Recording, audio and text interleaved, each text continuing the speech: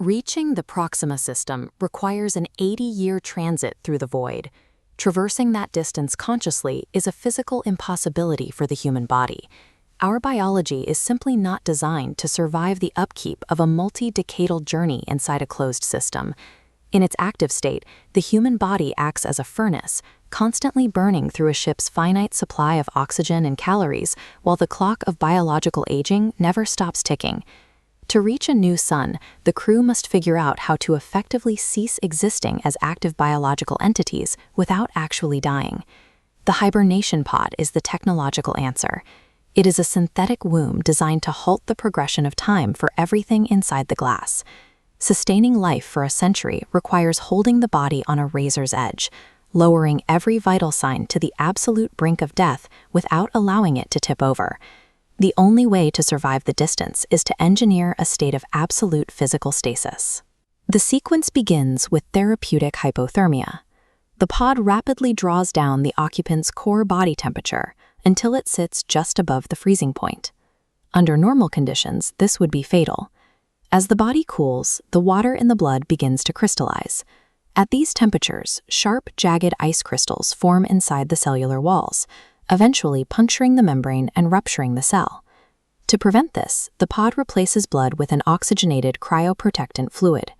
It flushes the system, dissolving the ice and stabilizing the walls. This synthetic fluid works like medical-grade antifreeze, allowing the body to endure temperatures that would otherwise shatter its cellular structure. The result is a body frozen in time, its anatomy preserved by a chemical barrier that prevents internal destruction. With the cryoprotectant in place, the human heart slows to a crawl, beating only 2 or 3 times every minute. This chart shows the drop in the body's metabolic rate.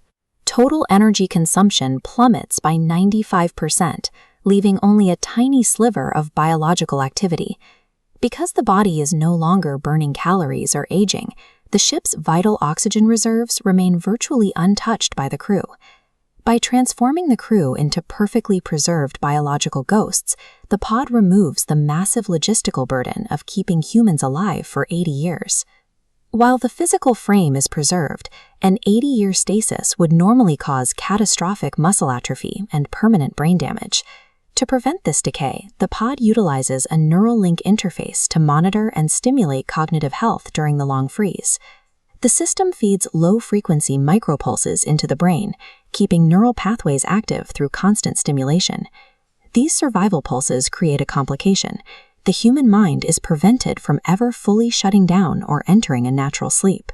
While the body remains in a state of simulated death, the subconscious mind is forced into decades of continuous, inescapable activity. For the occupant, this active subconscious manifests as a forced, uninterrupted dream state. They are trapped inside a single, continuous hallucination lasting 80 years. The exterior of the pod shows a mask of frozen peace, but the reflection on the glass tells a different story, one of a mind processing a century of distorted imagery in total isolation. Interstellar travel demands a heavy price from the human mind, forcing it to endure a century of isolation as the cost of reaching a new world. 81 years, 2 months, and 4 days.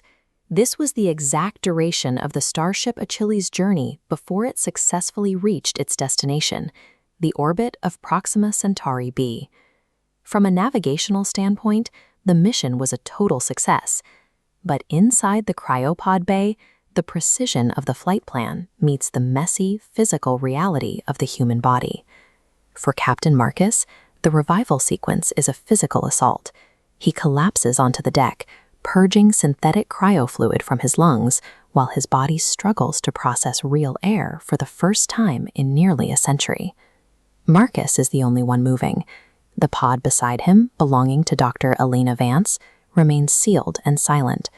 When Marcus clears the frost from her viewport, he doesn't find a waking colleague. He finds a pod interior completely overgrown with thick, white ice crystals.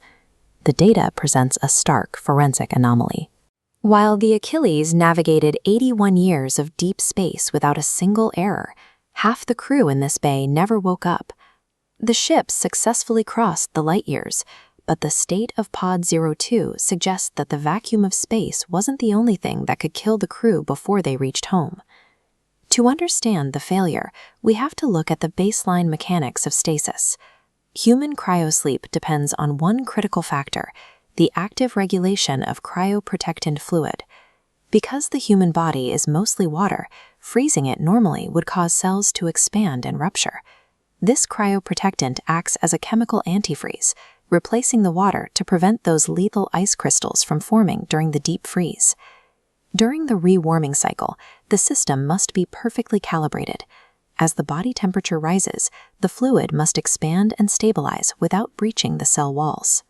Only after the warming is complete can the synthetic blood purge begin, flushing out the stasis chemicals and providing the oxygen rush that restarts the heart.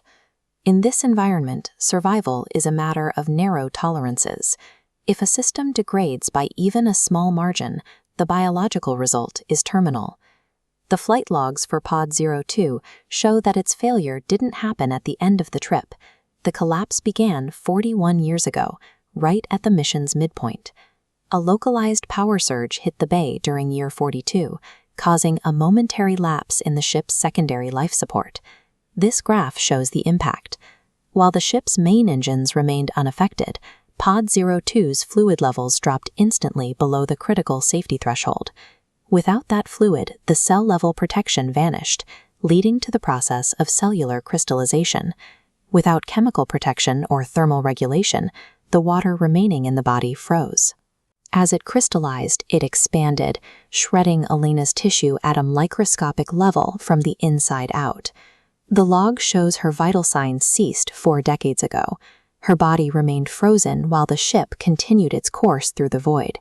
The Achilles automated systems followed their programming exactly. They prioritized the transit of the ship, ignoring the micro-tragedy occurring inside Pod 02. Now that the alarms have stopped, the ship is silent. Marcus is alone, the only living person within 4 light-years of Earth. Outside the glass is a living world. Inside the bay is a frozen vault. The Achilles could endure 80 years of cosmic radiation and vacuum, but human tissue proved far more fragile than the titanium hull protecting it. One human is finally stepping onto Proxima Centauri b. Another is still trapped in year 42. A permanent casualty of the technology required to bridge the gap between worlds.